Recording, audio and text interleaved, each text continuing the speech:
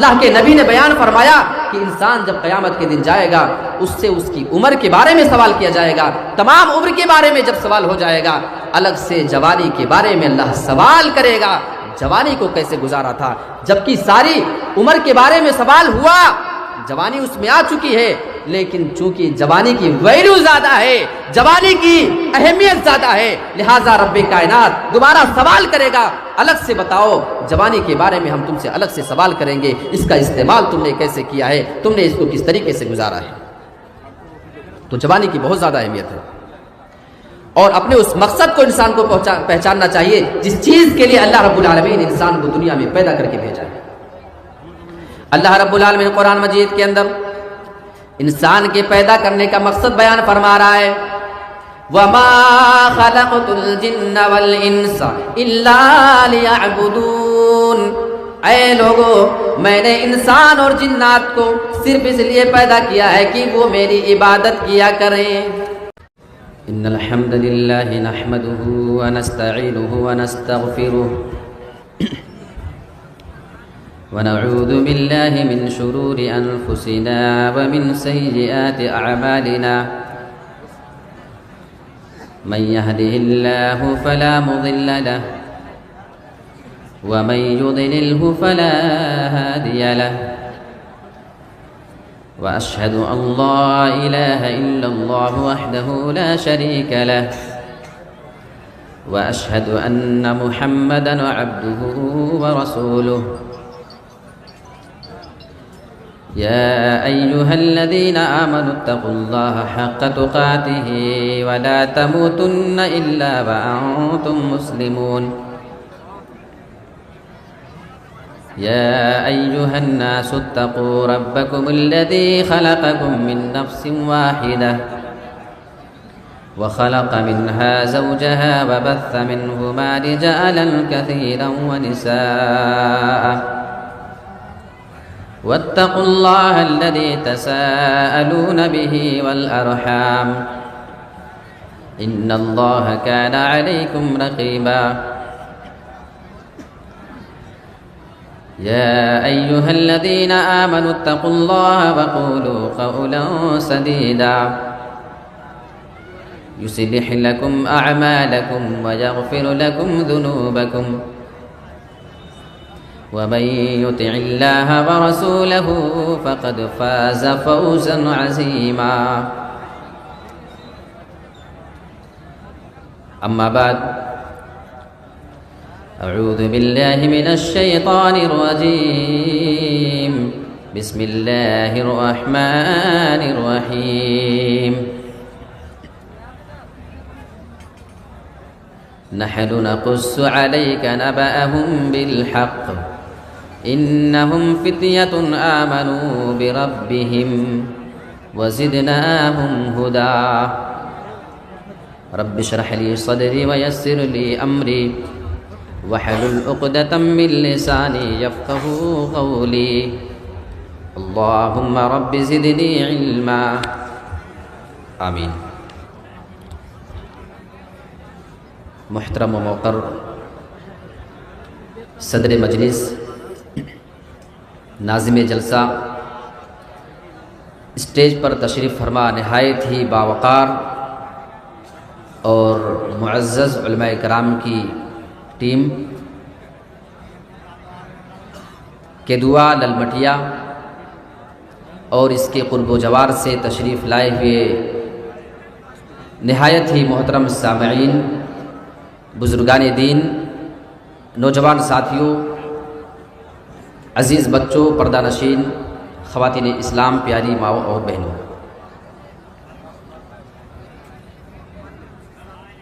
کیدوا کے پروگرام کی آج یہ دوسری رات ہے. بہت ہی باوقار مجلس ہے اور بہت ہی محترم سامعین ہیں اور علماء کی ایک لمبی چوڑی فہرست ہے. دور دراز سے علماء تشریف لائے.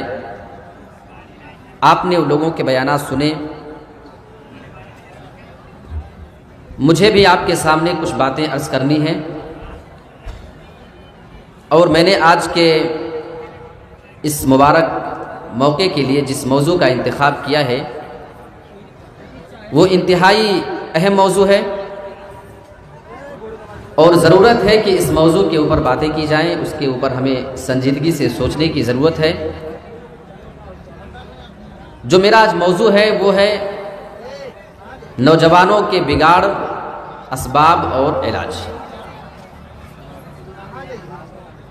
ہمارے مسلم معاشرے میں نوجوان بگڑ کیوں رہے ہیں؟ کیا وجہ ہے کہ جس کی وجہ سے نوجوان برائی کے دلدل میں پھنستے جا رہا ہے اور دینداری اس کے اندر سے دور ہوتی جا رہی ہے؟ اسی کے اوپر میں آج روشنی ڈالنے کی کوشش کروں گا، لیکن میں کچھ اسباب بیان کرنے سے پہلے یہ جان لینا ضروری سمجھتا ہوں کہ جوانی کی اہمیت کیا ہے۔ جوانی کی بہت زیادہ اہمیت ہے میرے ساتھیوں۔ ایک بار اللہ رب العالمین ایک انسان کو زندگی میں جوانی دیتا ہے، یہ جوانی کے ایام ایک بار گزر جائیں، ایک بار اگر یہ جوانی ہم سے چلی جائے تو دوبارہ آرزو اور تمنا کرنے کے بعد بھی یہ جوانی دوبارہ ہم کو نصیب نہیں ہوتی ہے۔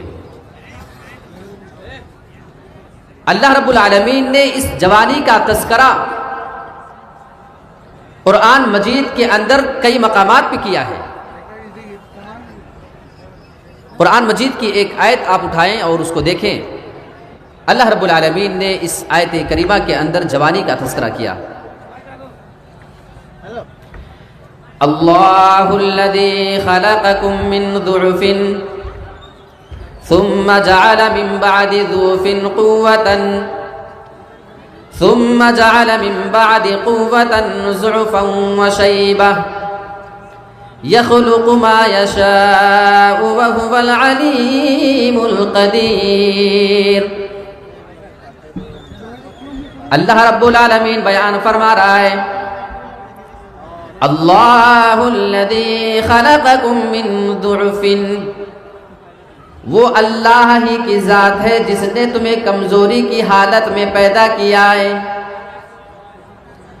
یعنی تمہیں نہایت ہی کمزور چیز سے یعنی منی سے، اس پانی کے قطرے سے پیدا کیا۔ یا اس کا ایک مفہوم یہ بھی بیان کیا جاتا ہے، اللہ رب العالمین نے تمہیں پہلے طفولیت دیا تھا، تمہیں بچپنا دے دیا تھا، تم نہایت کمزور ہوا کرتے تھے، تمہارے اندر بولنے کی طاقت نہیں تھی، تمہارے اندر کوئی چیز محسوس کرنے کی صلاحیت نہیں تھی، تمہارے اندر چلنے پھرنے کی طاقت نہیں، تمہارے اندر چیزوں کو سوچنے اور سمجھنے کی طاقت نہیں تھی۔ اللہ رب العالمین آگے بیان فرماتا ہے، ثم جعل من بعد ضعف قوة، پھر اللہ رب العالمین نے تمہیں اس کمزوری کے بعد طاقت عطا فرما دیا، اللہ نے تمہیں پھر نوجوان بنا دیا، اللہ نے تمہیں جوانی عطا کر دی ہے۔ اس آیت کریمہ کے اندر اللہ رب العالمین جوانی کا تذکرہ فرما رہا ہے، اللہ نے تمہیں اس لائق بنا دیا ہے کہ تم اپنے پیر سے چلتے پھرتے ہو، اپنے ہاتھوں سے سامان کو اٹھاتے ہو، چلتے ہو، تمہاری آنکھ میں بینائی اللہ رب العالمین نے اتنی زیادہ دے رکھی ہے، تم دور دور کی چیزوں کو دیکھ سکتے ہو، تمہارے کان کی سماعت سننے کی طاقت اتنی زیادہ ہے کہ تم اپنے کان سے بہت ہی بہترین طریقے سے چیزوں کو سن سکتے ہو، تمہارا دل بھی مضبوط ہے، تمہارے جسم کی سارے کے سارے اعضاء مضبوط اللہ رب العالمین جوانی میں بنا دیتا ہے۔ پھر آگے اللہ تذکرہ فرما رہا ہے، ثم جعل من بعد قوة ضعفا وشيبا، پھر اللہ رب العالمین تمہیں جوانی دینے کے بعد تمہیں کمزور بنا دیتا ہے اور پھر اللہ تمہیں بوڑھا کر دیتا ہے۔ جب آپ جوان ہیں، آپ کے آنکھوں میں طاقت زیادہ ہے، آپ جب بڑھاپے کی عمر کو چلے جایا کرتے ہیں، آپ کی آنکھوں کی بینائی دھیرے دھیرے ختم ہو جایا کرتی ہے، آپ جوان ہوا کرتے ہیں، آپ کی کان سے سننے کی طاقت بہت ہی زیادہ ہوا کرتی ہے، آپ تھوڑی سی اور دھیمے سے بولی جانے والی آواز کو اگر دور آپ سنا کرتے ہیں، آپ اپنے کان سے اس کو سن لیا کرتے ہیں، لیکن اللہ جب تمہیں کمزور کر دیتا ہے، تمہیں بڑھاپے کی عمر میں اللہ رب العالمین جب داخل کر دیتا ہے، اے میرے پیارے ساتھیوں، پھر اللہ رب العالمین تمہارے کان کی طاقت کو بھی چھین لیتا ہے۔ آپ دیکھیں کتنے بزرگ حضرات کو دیکھیں گے، آپ ان کے بغل میں کوئی بات بولو گے، آپ حالانکہ نارمل ٹھیک ٹھاک آواز میں بھی بولیں گے، لیکن میرے پیارے ساتھیوں ان بزرگ حضرات کا یہ جواب ہوتا ہے، بیٹا عمر نکل جانے کی وجہ سے ہمارے کانوں کی سماعت کمزور ہو چکی ہے، جتنا آپ کو دکھائی دیتا اتنا ان کو دکھائی نہیں دیتا ہے، دانت بھی ان کے کمزور ہیں، دانت بھی گرنا شروع ہو جایا کرتے ہیں۔ اللہ رب العالمین یہاں پہ جوانی کی اہمیت بتانا چاہتا ہے، اے میرے بندے، جب ہم نے تجھے جوانی دے رکھی ہے، ہم نے تجھے بہت بڑی نعمت سے نواز کر کے رکھا ہوا ہے، جب یہ نعمت تمہارے پاس سے چلی جائے گی تم بھی افسوس کرو گے، اے کاش ہمیں دوبارہ جوانی مل جائے میرے پیارے ساتھیوں، لیکن پھر وہ جوانی دوبارہ کسی کو ملنے والی نہیں۔ کیا ترتیب اللہ نے بیان کی ہے، یخلق ما یشاء، اللہ جو چاہتا ہے پیدا کرتا ہے، اللہ رب العالمین جسے جو نعمت چاہتا ہے وہ نعمت عطا کر دیتا ہے، وَهُوَ الْعَلِيمُ الْقَدِيرُ، اللہ بہتر جانتا ہے کہ کسے کیا نعمت دینا ہے کسے کیا نہیں دینا ہے، القدیر وہ قدرت رکھنے والا ہے، وہ جسے چاہے دے دے، جسے چاہے نہ عطا کرے، جس سے چاہے وہ نعمت چھین سکتا ہے، اس کے اوپر کسی کی زبردستی نہیں ہے، اس کے اوپر کسی دوسرے کا دباؤ چلنے والا بھی نہیں ہے۔ تو یہاں اللہ رب العالمین نے جوانی کا تذکرہ کیا ہے۔ قرآن مجید کی ایک اور آیت لیتے ہیں، اللہ رب العالمین نے نوجوانوں کا ذکر کیا ہے۔ آپ ذرا اندازہ کریں کہ اللہ قرآن میں بار بار کئی جگہوں پہ جوانی کا تذکرہ کیوں کر رہا ہے، اللہ نوجوانوں کا ذکر کیوں کر رہا ہے۔ اللہ رب العالمین بیان فرماتا ہے، نحن نقص علیک نبأہم بالحق انہم فتیۃ آمنوا بربہم وزدناہم ہدی، اے میرے نبی ہم تمہارے اوپر ان کے قصے کو حق طور پہ بیان کریں گے، بالکل صحیح طور پہ ان کے قصے تمہیں سنائیں گے۔ کون لوگوں کا تذکرہ اللہ رب العالمین اس آیت کریمہ کے اندر کر رہا ہے، انہم آمنوا بربہم، انہم فتیۃ آمنوا بربہم، اللہ بیان فرماتا ہے وہ کچھ نوجوان تھے، وہ اللہ رب العالمین کے اوپر ایمان لے کر کے آئے۔ یہاں اللہ رب العالمین نوجوانوں کے ایمان کا تذکرہ کر رہا ہے، یہاں مراد کون ہے؟ بہت سے مفسرین کہتے ہیں کہ یہاں پہ کچھ وہ عیسائی زمانے کے لوگ ہیں، عیسائیت دھرم کے ماننے والے جو لوگ تھے اس زمانے میں کچھ نوجوان تھے، اور ان کی تعداد 9 یا اس سے کم ہی تھی، وہ نوجوان اللہ رب العالمین پر ایمان لے کر کے آتے ہیں۔ اور بعض لوگوں کا کہنا ہے کہ عیسائی دھرم کے پہلے کی یہ بات ہے، کچھ نوجوان ایمان لے کر کے آئے۔ اسی زمانے میں ایک بادشاہ ہوا کرتا تھا، وہ بادشاہ لوگوں کو بت پرستی کی دعوت دیا کرتا تھا، وہ لوگوں کو شرک اور کفر کی جانب بلایا کرتا تھا، اور یہ نوجوان چھپ چھپ کر کے اللہ رب العالمین کی عبادت کیا کرتے تھے۔ ان کے دل میں اللہ رب العالمین نے ہدایت ڈال دی تھی، وہ نوجوان اللہ کی عبادت کرنے لگے۔ بادشاہ کو خبر ہوتی ہے، وہ بادشاہ ان نوجوانوں کو اپنے پاس بلاتا ہے اور ان سے سوال کرتا ہے کہ تم کس کی عبادت کرتے ہو؟ وہ نوجوان جواب دیتے ہیں، ہم اللہ رب العالمین کی عبادت کیا کرتے ہیں، اور ہم اس کے ساتھ کسی بھی اور کو شریک نہیں بنانے والے، کسی دوسرے معبود کو نہیں پکاریں گے۔ اقرار کیا، اعتراف کیا، لیکن اس بادشاہ سے اور اس کی قوم کہ ڈر کی وجہ سے یہ بیچارے وہاں سے نکل کر کے بھاگ گئے کہ کہیں ہمارے جان کے خطرے نہ پڑ جائیں، اس وجہ سے وہ نوجوان چلے گئے۔ اگر نوجوان اللہ پہ ایمان لاتا ہے، اللہ اس کا ذکر قرآن مجید کے اندر کرتا ہے، اگر نوجوان اللہ کی توحید کی شہادت بھرے مجمع کے اندر دیتا ہے، اللہ کلام پاک کے اندر اس کا تذکرہ فرماتا ہے۔ نوجوانوں اگر اس سے جوانی کی اہمیت نہیں معلوم ہوتی ہے تو پھر اس سے کون سی چیز معلوم ہوتی ہے؟ جوانی بڑی اہم چیز ہے۔ ایک اور آیت لیتا ہوں آپ کے سامنے، اور کیا آیت ہے یہ، اور مفسرین اس کے بارے میں کیا کمنٹ کرتے ہیں وہ بھی میں آپ کو بتاتا ہوں۔ اعلموا انما الحیاۃ الدنیا لعب ولہو وزینۃ وتفاخر بینکم وَتَكَاثُرٌ فِي الْأَمْوَالِ وَالْأَوْلَادِ۔ اے لوگو تم اچھی طریقے سے جان لو، انما الحیات الدنیا لعب ولہو، بے شک یہ دنیا کی زندگی کھیل اور تماشا ہے، وزینۃ، اور یہ دنیا کی زندگی تو زینت کی جگہ، یہ خوبصورت اپنے آپ کو بنانے اور دکھانے کی جگہ، خوبصورتی انسان اپنی دکھاتے پھرتا ہے، انسان اپنے آپ کو زینت کے ساتھ رکھنا پسند کرتا ہے۔ وَتَكَاثُرٌ وَتَفَاخُرٌ بَيْنَكُمْ، یہ دنیا تو آپس میں فخر اور غرور کرنے کی جگہ، انسان ایک دوسرے پہ اپنے فخر کو جتایا کرتا ہے۔ وَتَكَاثُرٌ فِي الْأَمْوَالِ وَالْأَوْلَادِ، اور یہ دنیا کی زندگی تو مال اور اولاد کے بارے میں ایک دوسرے پہ کثرت جتانے کی جگہ، ایک دوسرے سے اپنی بڑائی جتانے کی جگہ ہے۔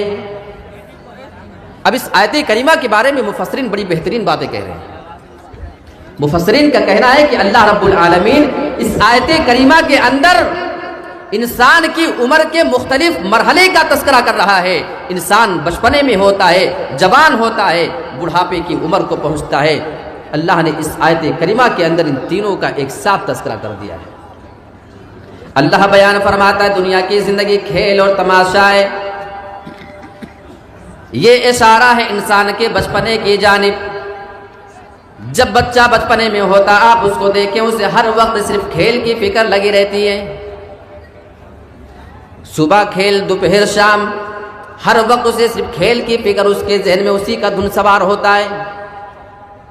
گھر کے اندر لے کر کے آئیں گے وہاں بھی کھیلتے رہتا ہے، گھر کے باہر لے کے جاؤ گے وہاں پہ بھی وہ کھیلتے رہتا ہے۔ آپ اسے مسجد اور مدرسے کے اندر لے کر کے چلے جاتے ہو، وہ بچہ وہاں پر بھی کھیلنا پسند کیا کرتا ہے۔ آپ اسے رشتہ دار کے یہاں لے کر کے جاؤ، وہاں پہ بھی وہ بچہ ہمیشہ کھیلتے ہی رہتا ہے۔ آپ اسے کسی شادی بیاہ کے فنکشن میں لے کر کے جائیں، دو چار بچے آپس میں مل جایا کرتے ہیں، وہ آپس میں کھیلنا شروع کر دیتے ہیں۔ اللہ بیان فرماتا ہے اے میرے بندو، یہ دنیا کی زندگی تو صرف کھیل اور تماشا ہے۔ تو اس سے اشارہ ہے انسان کے بچپنے کی جانب۔ وزینتن، یہاں جوانی کا تذکرہ ہو رہا ہے، کیونکہ انسان زینت کب زیادہ اختیار کرتا ہے؟ مفسرین کہتے ہیں اس آیت کریمہ کے ٹکڑے میں اشارہ ہے انسان کی نوجوانی کی جانب۔ جب انسان نوجوان ہوتا ہے، اپنے آپ کو خوبصورت بناتا ہے، وہ اپنے آپ کو اسمارٹ بنانے کی کوشش کیا کرتا ہے۔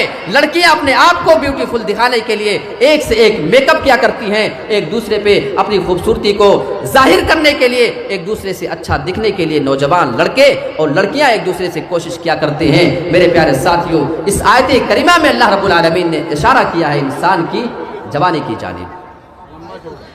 وَتَفَاخُرٌ بَيْنَكُمْ، آگے کا مرحلہ انسان کی زندگی جب جوانی سے گزرنے لگتی ہے، جب انسان مال اور دولت کما لیا کرتا ہے، انسان روپیہ اور پیسہ کما کر کے جب جمع کر لیتا جوانی کے ایام کے بعد، پھر انسان ایک دوسرے پہ فخر کرنے لگتا ہے، ایک دوسرے پہ وہ اپنی بڑائی جتاتا ہے کہ میرے پاس تم سے زیادہ دولت، ہمارے پاس تم سے زیادہ پراپرٹی ہے۔ یہ جوانی کا مرحلہ گزرنے کے بعد ہوتا ہے۔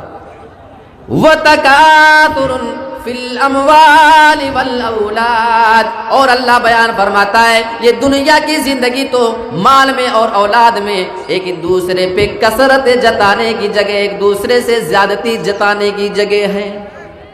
انسان جب بوڑھا ہو جاتا ہے، آپ اسے کبھی دیکھیں، ایک دوسرے پہ فخر کرتا ہے تمہاری کتنی اولاد ہے، دیکھو ہمارے پاس اتنی اولاد ہے، ہمارے سبھی بیٹے تمہارے بیٹوں سے زیادہ سیٹ ہیں، وہ تمہارے بیٹوں سے زیادہ کما رہے ہیں، ہمارے پاس تو تم سے زیادہ پراپرٹی ہے۔ اللہ بیان فرماتا ہے جب انسان بڑھاپے کی عمر میں پہنچ جاتا ہے، اپنی اولاد کے اوپر بھی ایک دوسرے سے فخر کرتا ہے، اپنے خاندان کے بارے میں ایک دوسرے سے فخر و غرور کیا کرتا ہے، اپنی اولاد کے بارے میں فخر و غرور کرتا ہے، اور اپنی دولت اور جمع کی ہوئی پونجی کے بارے میں بھی ایک دوسرے سے فخر کیا کرتا ہے۔ اللہ بیان فرماتا ہے یہ دنیا آپس میں مال میں اور اولاد میں ایک دوسرے سے کثرت اور زیادتی جتانے کی جگہ ہے۔ تو اس آیت کریمہ کے اندر اللہ نے عمر کے مختلف مرحلوں کا تذکرہ کیا ہے، جس طریقے سے انسان ان مراحل سے گزرتے رہتا ہے۔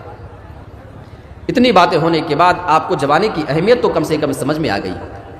میں نے آپ کے سامنے قرآن مجید میں 3 جگہوں سے آیتیں پیش کی ہیں۔ جس سے یہ ثابت ہوا کہ جوانی کی کیا ویلیو ہے۔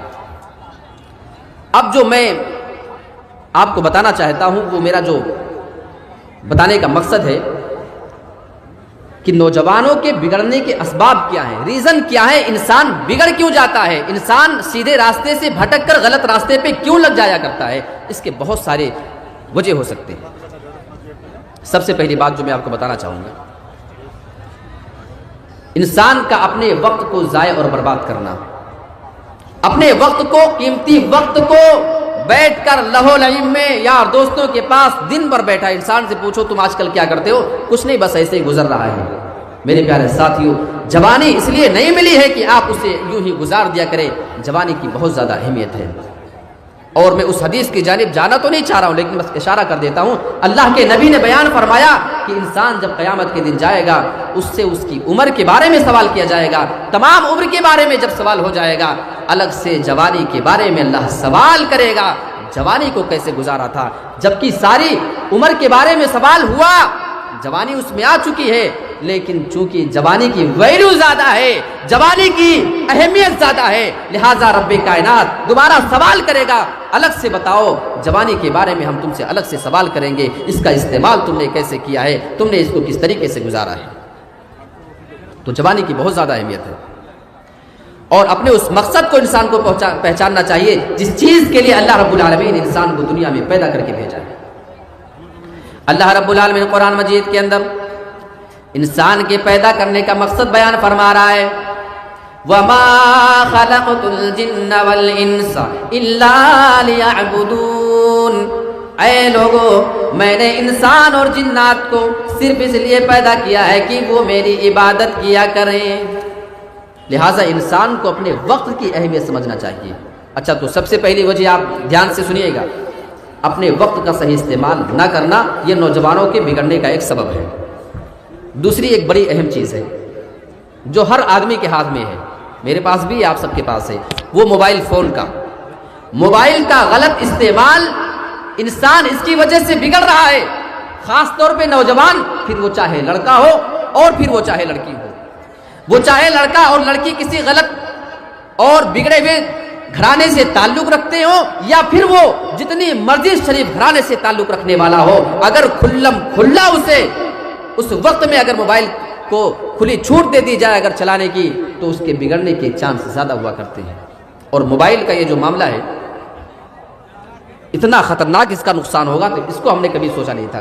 کچھ ٹائم پہلے، ابھی تھوڑے دنوں پہلے، شاید آپ نے بھی دیکھا ہوگا، سوشل میڈیا پہ ایک ویڈیو آئی ہے، خانہ کعبہ کے اندر کچھ حاجی بیٹھے ہیں بیچارے، کون؟ حج کرنے گئے، حج یا عمرہ کرنے والے، اور خانہ کعبہ کے اندر بیٹھے ہیں اور وہاں پہ وہ تاش کے پتے کھیل رہے تھے۔ خانہ کعبہ کے اندر تاش کے پتے کھیلے جا رہے ہیں۔ اللہ اکبر!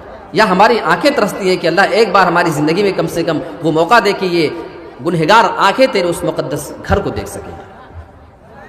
افسوس یہ ہے کہ وہ بندے اللہ کے گھر میں بھی گئے، لیکن وہاں اللہ رب العالمین کے گھر میں جانے کے بعد وہ تاش کے پتے بیٹھ کر کے کھیل رہے ہیں۔ میرے پیارے ساتھیوں، اس سے زیادہ برا دور اور کیا سکتا ہے؟ میں آپ کے سامنے موبائل کی باتیں کر رہا تھا، موبائل کا اتنا زیادہ نقصان بتایا جاتا ہے، بار بار آپ سے کہا جاتا ہے کہ آپ اپنے بچوں کو زیادہ موبائل کا عادی نہ بنائیں، آپ اپنے بچوں کے ہاتھ میں بچپنے سے موبائل نہ دے دیا کریں، آپ اپنے بچوں کو گیم سے دور رکھا کریں۔ انہیں بہت سے ایسے گیمز آتے ہیں جن کو کھیلنے کی عادت لگ جایا کرتی ہے، پھر اس سے وہ دور بھی نہیں رہ پاتے ہیں۔ ایک اور آدمی کی ویڈیو آتی ہے، وہ حجر اسود کے پاس بیٹھا ہوا آدمی ہے، اس کے ہاتھ میں ایک موبائل ہے اور موبائل میں وہ بندہ لوڈو کا گیم کھیل رہا تھا۔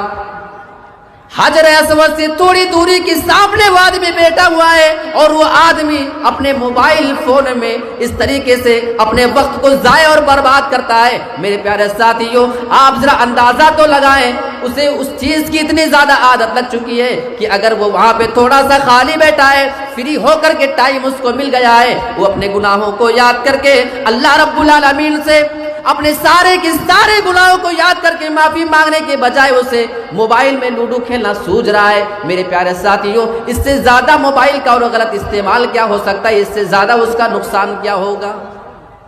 ارے کتنے بچوں کو آپ دیکھتے ہیں 4 سال 5 سال کا بیٹا ہے اور باپ اگر 10 منٹ کے لیے فون اگر چھین لے اچانک سے اس کے ہاتھ میں، بچہ روتے روتے ایسے سانس بھر لیتا ہے کہ لگتا ہے کہ اس کا دم نکل جائے گا۔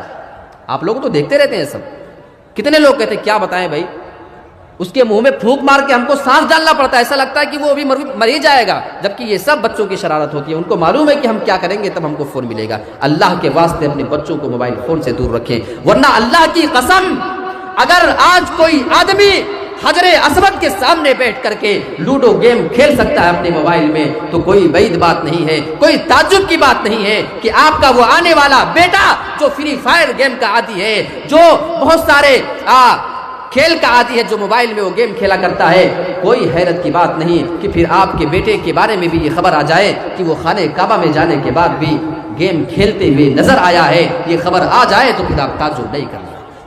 تو موبائل کا غلط استعمال یہ بہت خطرناک چیز ہے۔ دوسری چیز ہو گئی، اب تیسری بہت اہم بات ہے، اپنے آپ کو خالی رکھنا، فری رکھنا، فضول کا بیٹھے رہنا، اپنے آپ کو کاموں میں نہ لگانا، یہ تیسری وجہ ہے نوجوانوں کے بگڑنے کی۔ لہٰذا والدین کو چاہیے کہ اپنے بچے کو چھوٹے سے ہی، یاد رکھیے جتنے بھی والدین ہیں، چاہے ماں ہو چاہے باپ، غور سے سنیے، آپ کے گھر میں اگر بچہ چھوٹا ہے یا آپ کی ذمہ داری بنتی ہے، بہت کام کی بات بتا رہا ہوں، اپنے بچے کو یا تو دنیاوی کسی کام میں لگا دے، وہ کھیلتا رہے کچھ نہ کچھ، موبائل کے علاوہ کھیلنے دو اس کو، جتنا کھیلنا کھیلنے دو، تھک جانے دو اس کو، صبح سے کھیلے گا دوپہر میں سو جائے گا، دوپہر کے بعد سب تھکے گا، اس کے بعد کھیلنے دو اس کو، جتنے مرضی وہ تھک جانے دو، پریشان کرے ہونے دو، گھر میں ہنگامے ہونے دو۔ یہاں تو مائیں موبائل بچوں کو اس لیے دیتی ہیں کہ پریشان بہت کرتا ہے، موبائل دے دیتی ہے تو تھوڑا سا ہم کو بھی چین آتا ہے، جا کے سکون سے بیٹھ کے کم سے کم کچھ دیکھتا ہے اور گیم اپنا کھیلتے رہتا ہے۔ یہ مائیں اپنے بچوں کو بگاڑ رہی ہیں، آپ کو نہیں معلوم کہ آپ اپنے بچے کو عادت ڈال رہی ہیں۔ جب وہ ہوش سنبھال رہا تھا اسے نہیں معلوم تھا کہ موبائل میں کیا کیا چیزیں آتی ہیں۔ آپ اپنے آپ کو خالی کرنے کے لیے بچہ آپ کو پریشان نہ کرے، آپ کو آگے ڈسٹرب نہ کرے، اس بنا پہ آپ ہی نے تو اس کو فلاں گیم لگا کے دیا تھا کھیلنے کے لیے، آپ نے یوٹیوب میں لگا کے دیا تھا کوئی چیز دیکھنے کے لیے، بڑے ہو کر کے ضد کرے تو آپ برا کیوں مانتے ہو؟ تو یا تو کسی دنیاوی کام میں لگائیں، اور تھوڑا سا اور شعور کی عمر کو پہنچ جائے، سوجھ بوجھ کی عمر کو جب پہنچ جائے تو اسے کسی دینی کام میں مصروف کر دیں، اسے دعائیں یاد کرائیں، قرآن کی آیتیں پڑھانے کی کوشش کریں۔ بچہ جو چیز سنتا ہے وہی بولتا ہے۔ اور وہ ابلیس کی بات مجھے یاد آتی ہے، نوجوانوں اپنے آپ کو زیادہ بزی رکھنے کی کوشش کرو اچھے کاموں میں، یاد رکھیے گا، فری رہیں گے، خالی ذہن شیطان کا گھر ہوتا ہے، شیطان آپ کے پاس آئے گا، آپ کے دماغ میں تمام طرح کی باتیں وہ ڈالتا ہے، آپ کو وہ غلط راستے پہ لے جانے کی ہر ممکن کوشش کرے گا۔ اور وہ آیت آپ کے سامنے رکھوں میں، اٹھائیے سورۃ الحجر آیت نمبر 36، 37، 38، 39 اور 40، 5 آیتیں آپ اٹھاتے جائیں اور دیکھیں کہ ابلیس نے اللہ سے کیا باتیں کی ہیں، اور اللہ بھی ابلیس سے باتیں کر رہا ہے۔ ہاں اب ذرا اس آیت کو دیکھ لیتے ہیں۔ قال رب فانظرنی الی یوم یبعثون قال فإنك من المنذرین الی وقت اليوم المعلوم۔ جب اللہ رب العالمین نے ابلیس کو جنت سے نکال دیا تھا، جب اسے دنیا میں اللہ رب العالمین بھیج رہا تھا، اسے ہمیشہ کے لیے اللہ نے جب جہنمی قرار دے دیا تھا، ابلیس تو ہمیشہ کے لیے جہنمی ہو چکا ہے، وہ دنیا میں آ رہا ہے، جنت سے نکالا جا چکا ہے، اللہ رب العالمین کے سامنے میں ریکویسٹ کرتا ہے، وہ اللہ رب العالمین کے سامنے اپنی بات پیش کرتا ہے، اے میرے پروردگار تو مجھے مہلت دے دے، قیامت تک کے لیے تو مجھے مہلت دے دے، میں تجھ سے یہ مہلت مانگنے آیا ہوں، میں زمین کے اندر جب جاؤں گا تیرے بندوں کو بہکاؤں گا، میں زمین کے اندر تیرے بندوں کو بہکانے کی تجھ سے اجازت مانگ رہا ہوں۔ اللہ رب العالمین کو اس کی کوئی پرواہ نہیں ہوتی ہے قال فإنك من المنظرین۔ اللہ رب العالمین بیان فرماتا ہے اے ابلیس تم مجھ سے مہلت مانگ رہا ہے، جا تو مہلت دیا جاتا ہے، جب تک چاہے میں تجھے مہلت دیتا ہوں، الی وقت الیوم المعلوم، میں تجھے قیامت کے دن تک کے لیے مہلت دیتا ہوں، جا تو جو کر سکتا ہے زمین میں کر لینا۔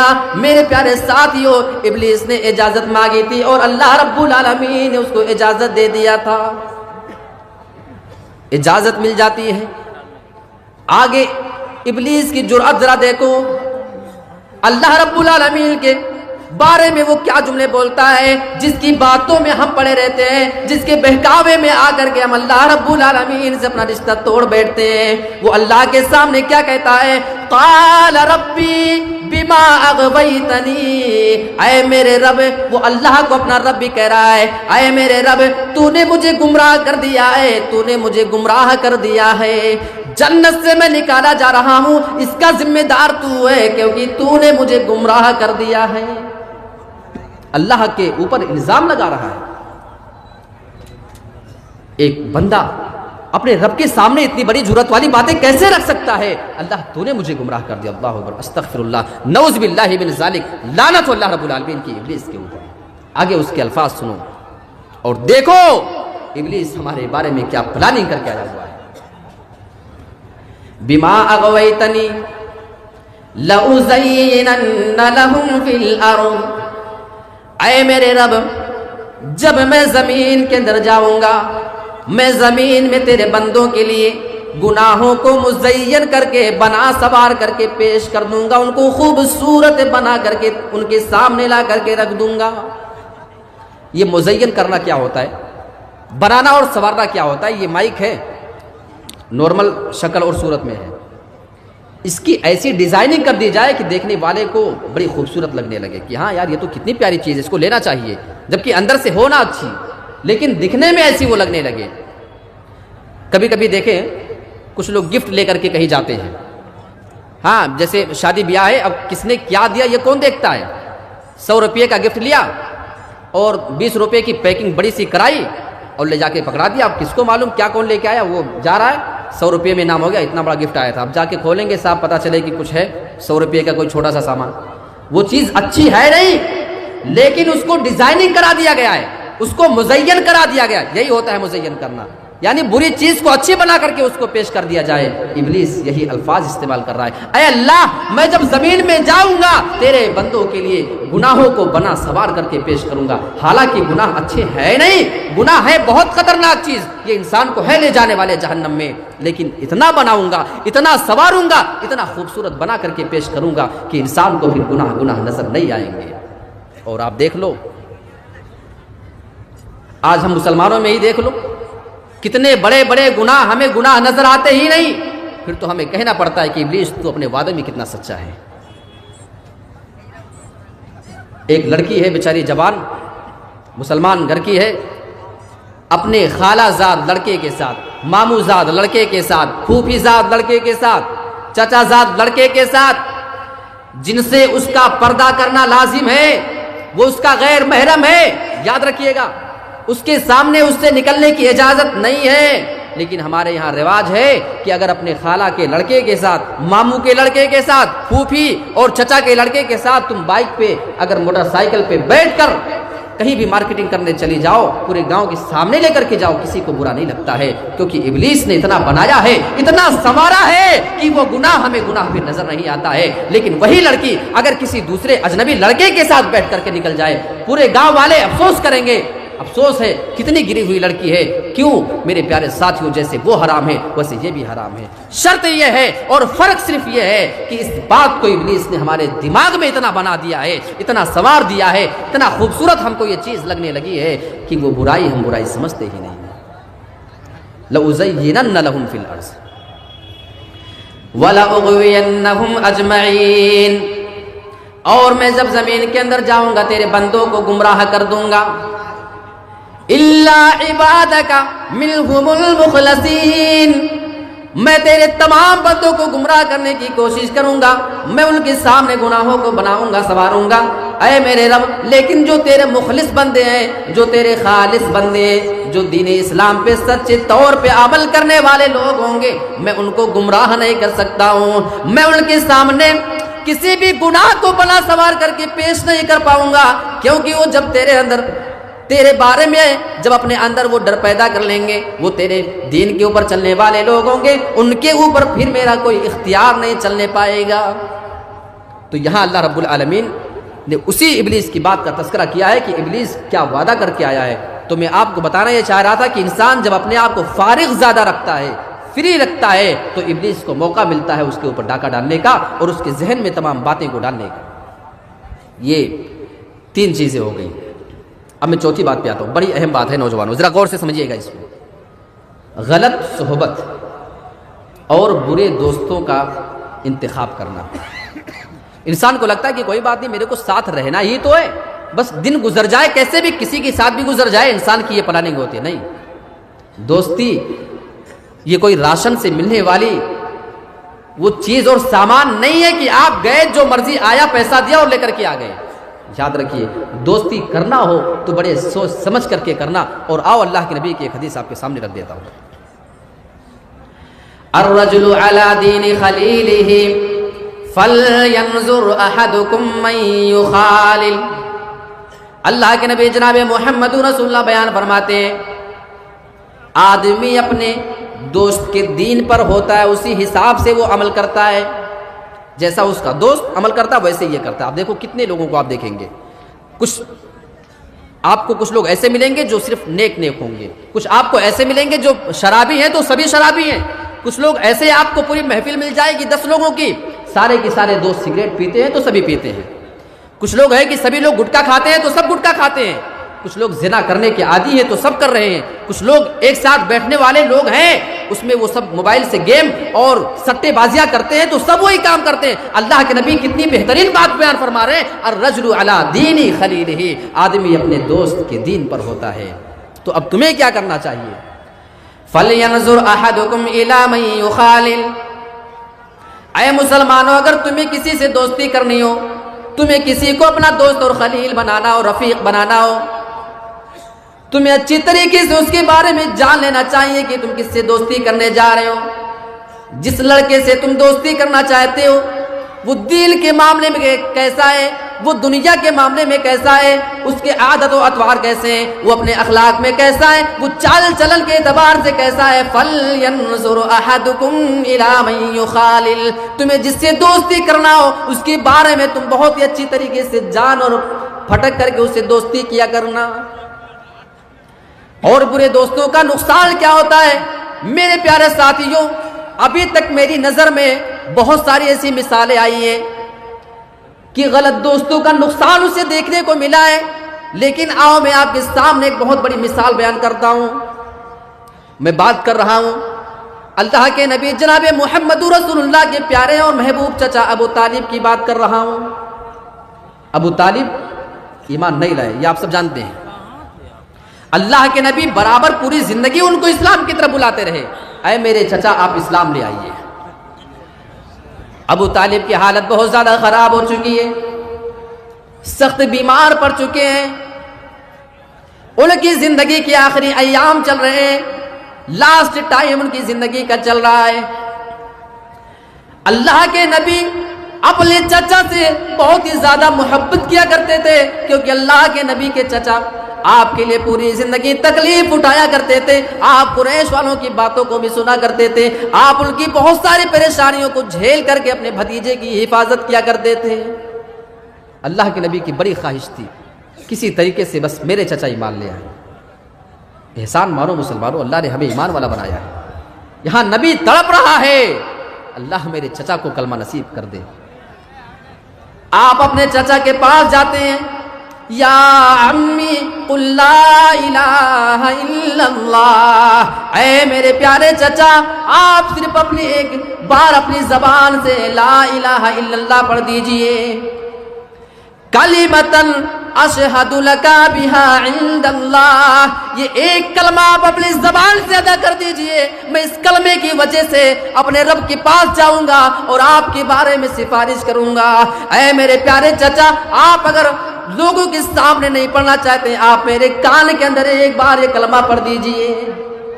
ہو سکتا تھا بھتیجے کی باتیں سن کر کے دل نرم پڑتا اور شاید وہ چیز ہوتی، بہرحال جو نہ ہوئی اس کے بارے میں کیا بولا جائے، لیکن اس کی وجہ کیا بنتی ہے معلوم ہے؟ یہاں اللہ کے نبی اپنے پیارے چچا کو کلمے کی تلقین کر رہے ہیں۔ پوری کائنات کے اندر اللہ کے نبی سے بڑا مبلغ، اللہ کے نبی سے بڑا داعی دنیا میں کوئی دیکھا ہی نہیں۔ آپ کی زبان کی تاثیر یہ ہوا کرتی تھی، مکہ کے بڑے سے بڑے کافر اور بڑے سے بڑے مشرک بھی ایمان لانے پہ مجبور ہو چکے تھے، لیکن چچا کو تلقین کر رہے ہیں، چچا کو وہ بات سمجھ میں نہیں آ رہی ہے۔ جانتے ہیں وجہ کیا ہے؟ وہی دو برے دوست ان کے پاس موجود تھے، ایک کا نام ابو جہل ہے اور دوسرے کا نام ہے عبداللہ بن ابو امیہ۔ وہاں اللہ کے نبی ان کو کلمے کی تلقین کر رہے تھے، آپ ایک مرتبہ یہ کلمہ پڑھ لیجئے، اور وہاں وہ دونوں دوست بغل میں بیٹھ کر کے ان کو بار بار یہ شرم دلا رہے تھے، اے ابو طالب، کیا تم اپنے باپ دادا کا دین چھوڑ کر اپنے بھتیجے کے دین اسلام پہ تم آ جاؤ گے؟ کیا تم ایسا کرنے کو تیار ہو؟ یہاں اللہ کے نبی بار بار ان کو کلمے کی تلقین کر رہے تھے، بار بار وہ ان کے برے دوست ان کو آر دلا رہے، شرم دلا رہے تھے، اور اس سے زیادہ برے ساتھی اور برے دوست کا نقصان کیا ہوگا؟ آخر میں ان کی زبان سے یہ جملہ نکل جاتا ہے، میں اپنے باپ دادا کے دین پر مرتا ہوں، میں محمد کے دین کو قبول نہیں کرتا ہوں۔ یہ ہے برے دوست کا نقصان۔ آپ کو لگتا ہے کہ دوستی ہے، کیا ہوا کسی سے بھی کر لو، نہیں، دوستی کرنا ہو بڑی سوچ سمجھ کر کرنا ہے۔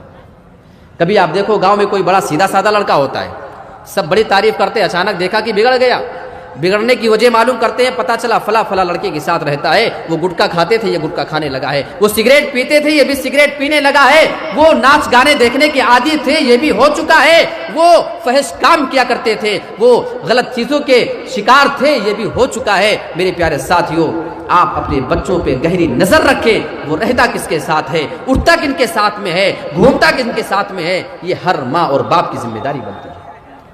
اور نوجوان کو بھی چاہیے، اگر آپ کا دوست برا ہے، یا تو آپ اپنے دوست کو سدھارنے کی کوشش کریں، اور نہیں سدھرتا ہے تو آپ اس سے خدا حافظ بولیں، آپ اپنے راستے پہ آ جائیں۔ تو یہ ایک اہم چیز ہے، انسان کو اپنی زندگی کے اندر اچھے دوستوں کا انتخاب کرنا چاہیے۔ یہ 4 چیز ہوئی۔ 5ویں چیز میں آپ کو بتاؤں، بڑی امپورٹنٹ ہے، نشہ آور چیزوں کا استعمال۔ اس سے انسان بگڑ جاتا ہے، بہت بگڑتا ہے۔ آپ دیکھیں، جن لوگوں کو سگریٹ اور پان اور گٹکے کی عادت ہوتی ہے نا، وہ رمضان میں بیچارے بہت سارے لوگ روزہ نہیں رکھ پاتے ہیں۔ کچھ لوگوں کی زبان سے سننے کو ملتا ہے کہ اگر ایک بار دن میں گٹکا کھانے کی اجازت مل جائے رمضان میں، اور ایک بار سگریٹ کی اجازت مل جائے، ہم 30 دن کیا، ہم 90 دن کا بھی روزہ لگاتار رکھ سکتے ہیں۔ وہ کہنا چاہتے ہیں کہ ہم روزہ نہیں رکھ پاتے ہیں تو اپنی اس بری عادت اور برے لت کی وجہ سے نہیں رکھ پاتے ہیں، اپنی زبان سے وہ اعتراف کر رہے ہیں۔ اس سے زیادہ نقصان اس کا کیا ہوگا کہ اس انسان کی وہ بری عادت اور اس کی وہ بری لت انسان کو روزہ نہیں رکھنے دیتی ہے۔ اچھا، ایک چیز میں آپ کو بتاؤں، ذرا حساب آپ کریے گا۔ بہت سارے لوگ پان گٹکا کھاتے ہیں نا، میں آپ کو بتاتا ہوں، سنجیدگی سے کبھی سوچو اپنے زندگی میں، آپ پیسہ بڑی مشکل سے کماتے ہیں، پیسہ کوئی پیڑ میں پھلتا نہیں ہے کہ آپ گئے ہلائے اور لے کر کے آ گئے۔ آپ کے باپ اگر باہر کما رہے ہیں، دن بھر کے خون اور پسینے کی کمائی اکٹھا کر کے آپ کے پاس اللہ کی قسم وہ بھیجا کرتا ہے۔ کبھی آپ دیکھیں، ماں کے کھانسی کا سیرپ ختم ہو چکا ہے اور بچے کی جیب کا خرچ کم پڑ چکا ہے، پہلے اس کے جیب کی خرچ پوری کی جاتی ہے، پہلے اپنے لاڈلے بیٹے کے جیب کی خرچ پوری کی جاتی ہے، اس کی آرزو پوری کی جاتی ہے، دوائیں بعد میں آ سکتی ہیں، یہ ہم نے دیکھا ہے۔ لیکن افسوس، آپ کو اپنے والدین کے ان پیسوں کی قدر نہیں ہے۔ آپ اگر گٹکا کھاتے ہو، ایک حساب نکالتا ہوں بڑی سمپل، جو آدمی پان گٹکے کا عادی ہوتا ہے کم سے کم دن میں 50 روپے کا تو کھا لے گا، یہ میں کم سے کم لے رہا ہوں، اتنا تو ہے نا بھائی، آپ لوگ بول دو کم سے کم، نوجوان آگے آپ ہی بیٹھے ہیں، 50 روپیہ تو کھا ہی جائے گا نا، اس سے کم تو نہیں ہوگا۔ اچھا، اگر ایک دن میں 50 روپیہ کھاتا ہے، 30 دن اگر آئے ایک مہینے میں، تو 30 دن میں وہ کھائے گا 1500 روپے کا گٹکا۔ کتنا؟ ایک مہینے میں 1500 کا گٹکا کھائے گا. اچھا یہ ایک مہینے کا ہوا. یہی 12 مہینے اگر کھاتا رہا ایسے ایسے تو ایک سال تک 18,000 بنے گا. کتنا؟ 18,000 روپیہ ایک سال میں وہ گٹکا کھا کے تھوک چکا ہے. اور اس بندے کی آمدنی ایک مہینے کی 18,000 نہیں ہے. معلوم یہ ہوا کہ اگر وہ 18,000 ایک مہینے کا کما رہا ہے تو سال بھر میں وہ 18,000 سے گٹکا کھا کے تھوک دیتا ہے. کچھ بات سمجھ میں آ رہی ہے؟ یہی اگر وہ 5 سال تک اتنا کھا رہا ہے تو 5 سال میں 90,000 روپے کا گٹکا کھا کے وہ تھوک چکے گا. جب وہ روزانہ صرف 50 کا گٹکا کھاتا ہو اور اتنا ہی روز کھاتا رہے 5 سال تک، اس سے زیادہ 1 روپیہ بھی نہ کرے، تو 5 سال کے اندر 90,000 کا گٹکا کھا کے تھوک چکا ہے. اب وہی اگر بچایا ہوتا تو 90,000 روپیہ اس کے پاس ہوتا. تو یہ انسان کو بہت زیادہ خطرناک چیز ہے. انسان کو اس چیز پہ ذرا کنٹرول کرنے کی ضرورت ہے کہ انسان اپنے آپ کو نشہ والی چیزوں سے بچا کر کے رکھے، کیونکہ اس سے آپ کا بہت نقصان ہے. آپ کی صحت بگڑتی ہے، وہ الگ ساری چیزیں ہیں میرے پیارے ساتھیوں، اس کے کئی قسم کے نقصان ہوتے ہیں. تو نشہ آور چیز کا استعمال کرنا چھوڑ دیں اگر نوجوان اپنے آپ کو صحیح کرنا چاہتے ہیں. یہ نمبر 5 ہوا. نمبر 6 پہ، اور یہ نوجوانوں کے فائدے کی بات ہے جن کی شادی نہیں ہوئی ہے، وقت پہ شادی نہیں کرنا. اس سے نوجوان بہت بگڑ جاتے ہیں. اللہ کے نبی نے باقاعدہ آرڈر کیا ہے اور اللہ کے نبی کا حکم ہے کہ اگر نوجوان شادی کی عمر کو پہنچ جائے تو اسے وقت پر شادی کر لینا چاہیے. آئیے وہ حدیث دیکھ لیتے ہیں، اللہ کے نبی کی وہ حدیث. یا معشر الشباب من استطاع منکم الباءۃ فلیتزوج. اے نوجوانوں کی جماعت، تم میں سے جو شادی کرنے کی طاقت رکھتا ہو، فلیتزوج، تو اس نوجوان کو پھر شادی کر لینا چاہیے. فإنه أغض للبصر وأحسن للفرج. کیونکہ جب تم وقت پر شادی کر لو گے اس کا فائدہ یہ ہوگا، وقت پر شادی کرنے سے وہ تمہاری نظر کی بھی حفاظت کرے گی اور وہ تمہاری شرمگاہ کو بھی محفوظ کر دے گی. شرمگاہ کی حفاظت اور انسان کی نظر کی حفاظت. اللہ کے نبی نے یہ صحیح مسلم کی حدیث میں دونوں کا تذکرہ صرف کیا ہے. میں ایک اور حدیث لیتا ہوں، مسند احمد کی روایت. اللہ کے نبی نے اس میں ذرا تفصیل کے ساتھ کچھ چیزیں بیان کی. فالعینان تزنیان وزناہما النظر. انسان کی دونوں آنکھیں بھی زنا کرتی ہیں، اور انسان کی دونوں آنکھوں کا زنا یہ ہے کہ انسان کسی غلط چیز کو اپنی آنکھوں سے دیکھتا ہے. جو چیز اس کے لیے دیکھنا جائز نہیں ہے، جو اس کے لیے دیکھنا حرام ہے، جو اس کے لیے دیکھنا گناہ کا کام ہے، اسے اپنی آنکھوں سے وہ دیکھتا ہے. یہ انسان کی آنکھوں کا زنا ہے. والیدان تزنیان وزناہما البطش. اور اللہ کے نبی بیان فرماتے ہیں انسان کے دونوں ہاتھ بھی زنا کیا کرتے ہیں. انسان کے دونوں ہاتھ کا زنا یہ ہے کہ انسان اپنے ہاتھوں سے کسی بھی چیز کو چھوتا جو اس کے لیے چھونا جائز نہیں، حرام چیز ہے. والرجلان تزنیان. اور انسان کے دونوں پیر اور دونوں قدم بھی زنا کیا کرتے ہیں. وزناہما المشی. انسان کے دونوں قدم اور دونوں پیر کا زنا یہ ہے کہ انسان اپنے پیروں سے کسی بھی غلط جگہ پہ چل کر کے جایا کرتا ہے. والفم یزنی. اللہ کے نبی بیان فرماتے ہیں انسان کا منہ بھی زنا کرتا ہے. وزناہ القبل. اور منہ کا زنا یہ ہے کہ انسان کسی غلط چیز کو بوسہ دے، اس کو چومے، اس کو منہ لگائے جو اس کے لیے منہ لگانا حرام تھا، جو اس کے لیے جائز نہیں تھا. حدیث کے آگے کے الفاظ بتا رہے ہیں والقلب یہوا ویتمنا والفرج یصدق ذلك او یکذبه. جب انسان ایسا کر لیتا ہے، اپنی آنکھوں سے غلط دیکھ لیتا ہے، ہاتھوں سے چھو لیتا ہے، پیر سے وہ چل کر کے چلا جاتا ہے، پھر انسان کا دل آرزو کرتا ہے اس غلط کام کو کرنے کے لیے. انسان کا دل آرزو کرتا ہے، اس کے دل میں یہ تمنا مچلتی ہے والفرج یصدق ذلك او یکذبه. لیکن انسان کی شرمگاہ یا تو وہ زنا کروا لیتی ہے یا اس کو زنا سے بچا لیا کرتی ہے. تو اس حدیث کو آپ دیکھیں، اللہ کے نبی نے اس میں زنا کی بہت ساری صورتوں کو بیان کیا ہے، لیکن وہ صحیح مسلم کی حدیث میں اللہ کے نبی نے صرف 2 بات کا تذکرہ کیا، انسان کی نظر کی حفاظت اور شرمگاہ کی حفاظت۔ اس حدیث کی وضاحت اس حدیث سے ہو جاتی ہے کہ اللہ کے نبی نے یہاں شروعات نظر سے کیا ہے اور ختم کیا ہے شرمگاہ پہ۔ تو ان تمام چیزوں کا رول ہوتا ہے انسان کو زنا کروانے کے لیے، تو انسان کو وقت پر شادی کرنا چاہیے۔ یہ نمبر 6 ہو گیا۔ نمبر 7 جو بگڑنے کی ایک اہم وجہ ہے نا، وہ انسان کا اپنی شرمگاہ کا غلط استعمال کرنا ہے۔ اللہ کے نبی صلی اللہ علیہ وسلم کے سامنے وہ واقعہ جو پیش آیا وہ مجھے یاد آتا ہے۔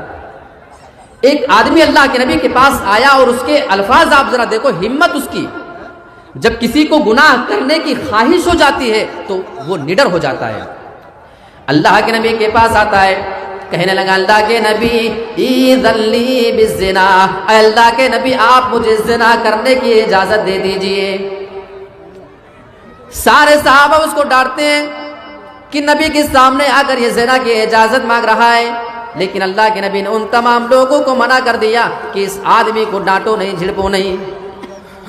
آپ کا ذرا اخلاق کو دیکھو، اللہ کے نبی اس کو اپنے پاس بلاتے ہیں اور آپ اس سے سوال کرنے لگتے ہیں، آپ اس کے سامنے پھر دعوت دینا شروع کرتے ہیں، آپ اس سے سوال کرتے ہیں اتحبہ لامک، اے میرے پیارے ساتھی تم میرے پاس آنے کے بعد زنا کرنے کی اجازت جو مانگ رہے ہو، یہ بتاؤ میں تم سے کچھ سوال کر لیتا ہوں، اگر کوئی بھی آدمی تمہاری ماں کے ساتھ زنا کرے تو کیا تمہیں یہ بات پسند آئے گی کہ وہ تمہاری ماں کے ساتھ زنا کرے؟ کہنے لگا اللہ کے نبی بالکل نہیں۔ اللہ کے نبی اپنا سوال بدلتے ہیں، اتحبہ لابنتک، کیا یہ کام تو اپنی بیٹی کے لیے پسند کرے گا؟ کوئی تمہاری بیٹی کے پاس جائے، اس کے جسم سے کھیلے، وہ اس کے ساتھ اگر زنا کرے تو کیا یہ بات تجھے پسند آئے گی یا نہیں؟ کہنے لگا اللہ کے نبی بالکل نہیں۔ اللہ کے نبی آگے سوال کرتے ہیں، آپ اس کے سامنے ایک ایک رشتہ گنا کر کے آپ اس کو احساس دلانا چاہ رہے ہیں، اتحبہ لاختک، اے میرے پیارے ساتھی یہ بتاؤ اگر کوئی تمہاری بہن کے پاس جائے اور اس کے ساتھ وہ زنا کرے، اس کے جسم سے کھیلنے کی کوشش کرے تو کیا یہ بات تمہیں پسند آئے گی؟ کہنے لگا اللہ کے نبی بالکل نہیں۔ آپ اس سے سوال کرتے ہیں اتحبہ لعمتک، اے میرے پیارے ساتھی یہ بتاؤ اگر کوئی تمہاری پھوپھی کے پاس جائے اور اسے زنا کرے تو کیا یہ بات تمہیں پسند آئے گی؟ کہنے لگا اللہ کے نبی نہیں۔ آپ اس سے آخری سوال کرتے ہیں اتحبہ لخالتک، کیا یہ کام تو اپنی خالہ کے لیے پسند کرے گا؟ تمہاری ماں کی بہن جو تمہاری خالہ ہے، اگر کوئی یہ کام اس کے ساتھ کرنا چاہے تو کیا یہ بات تمہیں پسند آئے گی؟ کہنے لگا لا واللہ، اے اللہ کے نبی بالکل نہیں، اللہ کی قسم مجھے یہ بات پسند نہیں۔ سبھی چیزوں میں انکار۔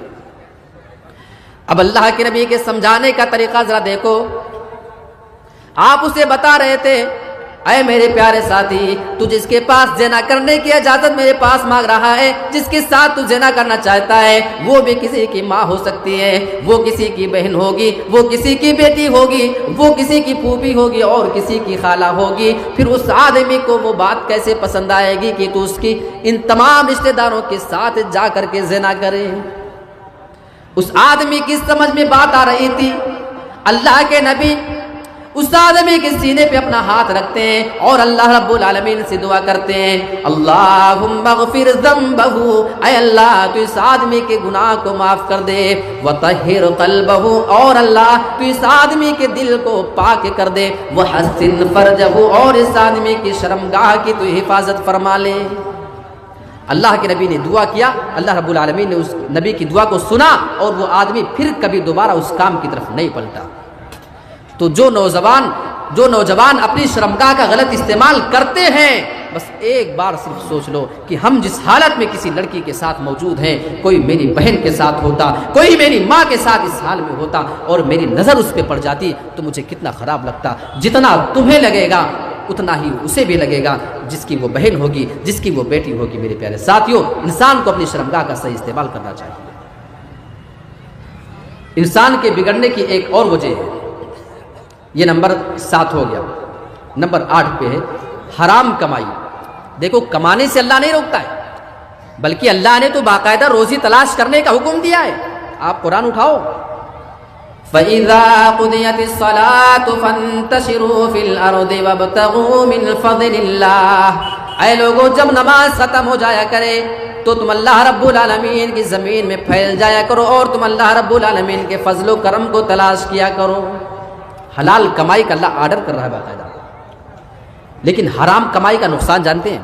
اچھا بسا اوقات میں کچھ لوگوں کو سنتا ہوں کہ ہم 2 سال سے ایک دعا مانگ رہے ہیں آج تک قبول نہیں ہو رہی ہے، ہم 10 سال سے کوئی چیز مانگ رہے ہیں آج تک قبول نہیں ہو رہی ہے۔ آئیے ایک حدیث آپ کے سامنے رکھتا ہوں، شاید کہیں وجہ یہ ہو۔ اللہ کے نبی بیان فرماتے ہیں ایک آدمی اللہ رب العالمین سے دعا مانگنے کے لیے آتا ہے، وہ بہت ہی زیادہ دور کا سفر کر کے اللہ رب العالمین کے پاس جاتا، اللہ کے دربار میں جایا کرتا ہے۔ اس کے بال بکھرے ہوتے، پر گندا بال ہوا کرتے ہیں، اس کے کپڑے بھی میلے کچیلے، وہ اللہ رب العالمین کے پاس آتا ہے اور دعائیں کرتا ہے، یا ربی اے میرے پروردگار مجھے تو یہ چیز عطا کر دے، اے اللہ مجھے یہ چیز عطا کر دے۔ وہ آدمی مسلسل اللہ رب العالمین سے دعائیں مانگتا ہے، لیکن اللہ کے نبی بیان فرماتے ہیں وَمَطْعَمُهُ حَرَامٌ، لیکن اس آدمی کا کھانا حرام کا ہوا کرتا ہے، حرام کمائی کا کھاتا ہے۔ وَمَشْرَبُهُ حَرَامٌ، اور اس کا پینا بھی حرام ہوا کرتا ہے۔ کچھ ٹائم پہلے لوگ سوچا کرتے تھے کہ اس کا پینا حرام کیسے ہوگا، آج کل کا زمانہ آپ دیکھیں بہت ساری ایسی چیزیں جو انسان حرام کر لے کر کے اس کو پیا کرتا ہے۔ میرے پیارے ساتھیوں اس کا پینا بھی حرام کا ہوا کرتا ہے۔ وَمَلْبَسُهُ حَرَامٌ، اور اس کا لباس بھی حرام کا ہوا کرتا ہے۔ وَغُذِيَ بِالْحَرَامِ، وہ بندہ اپنے اندر جو غذا لیا کرتا ہے، جو چیزیں وہ کھایا کرتا ہے، وہ بھی حرام کمائی کی ہوا کرتی ہیں۔ اللہ کے نبی بیان فرماتے ہیں اس کا کھانا بھی حرام ہے، اس کا پینا بھی حرام، اس کا لباس بھی حرام ہے، وہ جو چیزیں غذا اپنے اندر کھایا کرتا ہے وہ بھی حرام کی چیز ہوا کرتی ہے۔ اللہ کے نبی بیان فرماتے ہیں فَأَنَّا يُسْتَجَابُ لِذَلِكَ، پھر اس آدمی کی دعا اللہ قبول کرے تو کیسے قبول کرے؟ اے میرے مسلمان بھائیوں، ہو سکتا ہے آپ کی کمائی میں تھوڑی بہت حرام کی چیز ملی ہوئی ہو، آپ کی غذا میں کچھ حرام کی چیز ملی ہوئی ہو، آپ اللہ رب العالمین سے دعائیں مانگتے ہیں اور آپ اللہ رب العالمین سے دعا مانگتے مانگتے مایوس ہو رہے ہیں۔ میں اس دعا کی طرف نہیں جانا چاہتا ہوں، لیکن ہو سکتا ہے کہ آپ کی کمائی میں، آپ کے کاروبار میں کچھ حرام کی چیز ملی ہوئی ہو، آپ اس کو پہلے چھوڑیں اور اللہ رب العالمین سے دعا کریں، اللہ آپ کی دعاؤں کو انشاءاللہ قبول کرے گا۔ تو یہ نمبر 8 ہو گئی، اور نمبر 9 ہے کہ اللہ کی اطاعت چھوڑ کر دوسروں کی اطاعت کرنا اور دوسروں کے نقش قدم پہ چل جانا۔ اللہ کے نبی کی وہ حدیث لَتَتَّبِعُنَّ سُنَنَ مَنْ كَانَ قَبْلَكُمْ، تم ضرور پیروی کرو گے ان لوگوں کی جو تم سے پہلے گزر چکے ہیں۔ شبرن بشبرن، ایک بالشت اگر وہ کسی چیز میں چلے ہوں گے تو تم بھی چلو گے، وزراعن بزراعن، ایک ہاتھ یا ایک گز اگر وہ چلے ہوں گے تو تم بھی اتنا چلو گے، ویسا ویسا کام کرو گے۔ صحابہ کہتے ہیں ہم نے اللہ کے نبی سے سوال کر لیا، اے اللہ کے نبی کیا آپ یہود و نصارہ کی بات تو نہیں کر رہے ہیں؟ کیا ہم یہود و نصارہ کے نقش قدم پہ چلیں گے؟ اللہ کے نبی بیان فرماتے ہیں فمن، ہاں میں یہود و نصارہ ہی کی باتیں تو کر رہا ہوں، یہود و نصارہ نہیں تو پھر اس سے اور کون مراد ہو سکتے ہیں؟ اور آپ ذرا دیکھیں انسان کس طریقے سے ان کی پیروی میں چلا ہوا ہے، پہنا جا رہا ہے ان کے حساب سے، کھایا جا رہا ہے ان کے حساب سے، پیا جا رہا ہے ان کے حساب سے، شادی بیاہ کیے جا رہے ہیں ان کے حساب سے، رسم اور کلچر ہمارے درمیان گھسے جا رہے ہیں۔ تو یہود و نصارہ کے اعتبار سے ہم لوگ اپنے گھر میں تمام چیزیں رائج کرنے کی کوشش کرتے ہیں۔ کسی شاعر نے بڑی بہترین بات کی تھی، وَذَا میں تم ہو نصارہ تو تمدن میں ہنود، وَذَا میں تم ہو نصارہ تو تمدن میں ہنود، یہ مسلمان ہیں جنہیں دیکھ کے شرمائے یہود۔ میرے پیارے ساتھیوں، اللہ کے نبی نے بیان فرمایا تھا تم یہود و نصارہ کے نقش قدم پہ چلنے کے اتنے زیادہ عادی ہو جاؤ گے، اتنے زیادہ عادی ہو جاؤ گے، یہاں تک کہ اگر وہ کسی گوہ کے بل میں بھی داخل ہوئے ہوں گے تو تم اس میں بھی داخل ہو جاؤ گے۔ تو یہ نمبر 9 ہی. اور آخری چیز بتا کے اپنی بات کو میں ختم کرتا ہوں. آخری چیز ہے کہ بچپن ہی سے بچوں کی تربیت پہ غور نہ کرنا، یہ والدین کی بہت بڑی لاپرواہی ہوتی ہے. بیٹا کچھ غلط کر رہا ہے تو ماں باپ کو بہت اچھا لگ رہا ہے. اگر چھوٹا بچہ ہے ماں کو تماچے مارتا ہے تو باپ بڑا خوش ہوتا ہے، بیٹا ذرا اور زور سے مار. تو ماں بھی بیچتی ہے، بیٹا ذرا اپنے باپ کو مار کے بتا. ابھی بچپن میں مارا ہوا اچھا لگ رہا ہے. وہاں ضرورت اس بات کی تھی کہ انسان اگر ماں ہے تو اپنے اس بیٹے کو اس کے باپ کی ویلیو بتائے کہ تمہارے باپ کی قدر کیا ہے، تمہارا باپ تمہارے لیے کیا کچھ کرتا ہے. خبردار اے میرے بیٹے، کبھی کسی بیٹے کا ہاتھ اپنے باپ کے لیے نہیں اٹھانا چاہیے. وہ باپ کو بتانا چاہیے کہ تیری ماں تیرے لیے کتنی مشقتیں برداشت کر کے تجھے پالی پوسی ہے اور کس طریقے سے تیری پرورش اس نے کیا ہے. میرے پیارے ساتھیوں، جہاں اس بچے کو بچپنے میں یہ تعلیم دینی تھی، ہم اس کی اس غلط حرکتوں پہ ہنستے تھے میرے پیارے ساتھیوں. لیکن بعد میں اگر وہی لڑکا بڑے ہونے کے بعد ہمارے ساتھ بدتمیزیاں کرتا ہے، ہمارے ساتھ اگر وہ غلط سلوک کیا کرتا ہے تو ہم آنسو بہاتے ہیں. سچ یہ ہے کہ اس بچے کو بگاڑنے میں ماں نے کردار ادا کیا ہے، اس بچے کو بگاڑنے میں باپ نے بھی کردار ادا کیا ہے. میرے پیارے ساتھیوں، اگر آپ کو فکر کرنی ہے تو بچوں کو بچپنے میں ہی ان کو صحیح روٹ پہ، صحیح لائن پہ لگانے کی کوشش کریں. ہاتھ سے نکل جائے گا تیر، ہاتھ سے نکلنے کے بعد اس کو روکا نہیں جاتا ہے. جو کچھ کرنا ہے تیر کمان میں ہو وہیں سے سنوار سکتے ہیں. جدھر نشانہ لگانا ہے وہیں سے لگائیں گے تو نشانہ لگے گا. تیر نکل جائے، بندوق سے گولی نکل جائے، آپ سوچیں ارے گڑبڑ ہو گیا، ادھر نہیں ادھر جانا چاہیے تھا. اب آپ کے اشارے پہ نہیں، اب جہاں جانا ہے وہاں جائے گی. میرے پیارے ساتھیوں، ضرورت اس بات کی ہے کہ بچوں کو بچپنے سے ہم ایسی تربیت دیں، ایسے لائن پہ چلائیں، ایسی باتیں ان کے دماغ میں ڈالیں کہ غلط چیزوں کا ان کے ذہن میں تصور تک نہ آئے. یہ چند باتیں تھیں میرے سامنے میرے پیارے ساتھیوں، جو میں نے آپ لوگوں کے سامنے نوجوانوں کے بگاڑ اور اس کے اسباب و علاج کے اوپر کچھ باتیں رکھنے کی کوشش کی ہے. اللہ رب العالمین سے ہم دعا کرتے ہیں کہ پروردگار عالم کہی گئی تمام باتوں پہ ہم تمام حضرات کو عمل پیرا ہونے کی توفیق عطا فرما. آمین. وآخر دعوانا ان الحمد للہ رب العالمین. والسلام علیکم ورحمۃ اللہ وبرکاتہ.